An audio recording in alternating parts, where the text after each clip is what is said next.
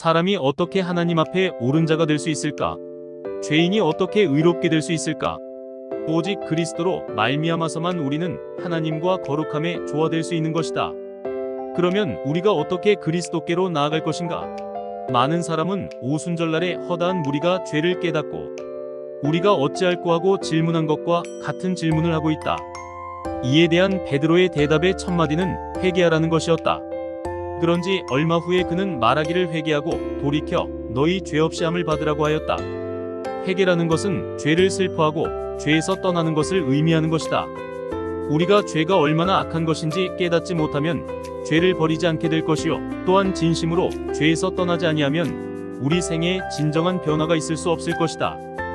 회개의 참 뜻을 이해하지 못하는 자들이 많다. 많은 사람은 저희의 악행이 저희 자신에게 고통을 미치게 할까 두려워 저희가 범죄한 것을 후회하고 혹은 외모적 변화를 나타내기도 한다. 그러나 이것은 성경상 의미로서는 회개가 아니다. 저들은 죄 그것보다도 그 고통을 슬퍼합니다. 에서가 장자의 명분을 영구히 잃어버린 것을 알게 되었을 때에 슬퍼한 것이 그런 것이다. 발람은 칼을 빼어들고 자기의 가는 길에 선 천사를 보고 두려워서 자기 생명을 잃을까 염려하여 자기 죄를 자백하였다.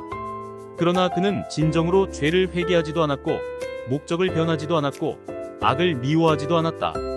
가룟 유다도 자기의 주를 판 후에 부르짖기를 내가 무죄한 피를 팔고 죄를 범하였도다고 하였다.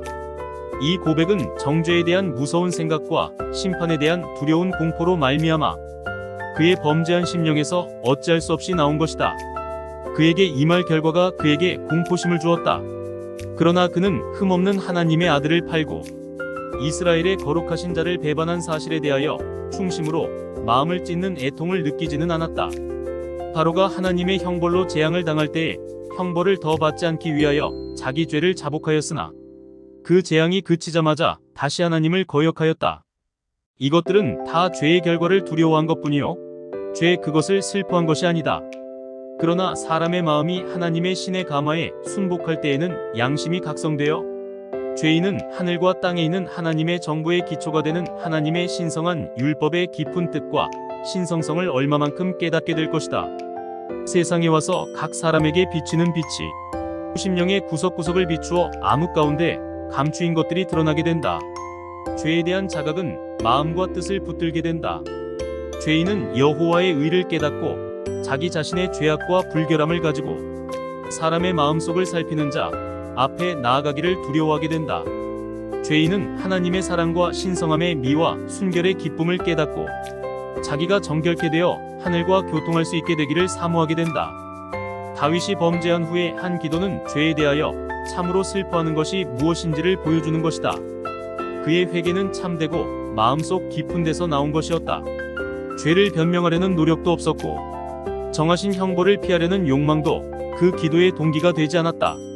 다윗은 자기의 범죄가 얼마나 흉악함을 깨달았고 또 자기의 심령이 얼마나 더러워진 것을 깨달아 자기 죄를 미워하였다. 그가 기도한 것은 죄사함을 받기 위하여서만 아니라 마음의 순결을 얻기 위하여서였다. 그는 성결의 기쁨 즉 하나님과의 융화와 교통을 회복하는 것을 갈망하였다.